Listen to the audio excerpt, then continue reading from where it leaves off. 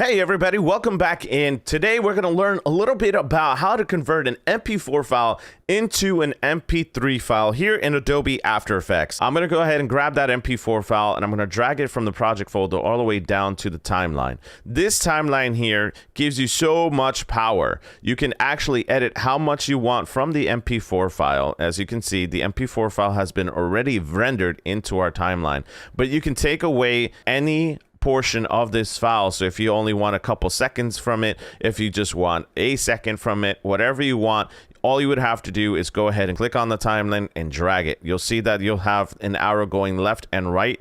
That is how much time you are editing from this particular MP4 file. I'm not going to do any of that. I'm going to leave it as is to keep it simple. All you have to make sure is go ahead and go to the composition file, go to add to render queue. You're going to see that it's going to have render settings, best settings. I usually just keep that as the default. The most important thing to pay attention here is the output module. The output module is what you want to click on because it's going to tell you that it wants lossless.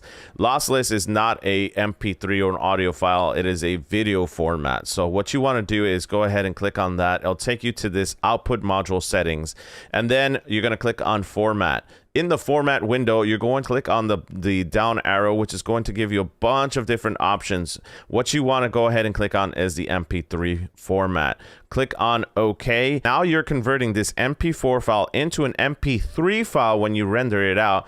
Make sure you click on the output too, because that's going to tell you where you're going to send your sound format. You're going to press save.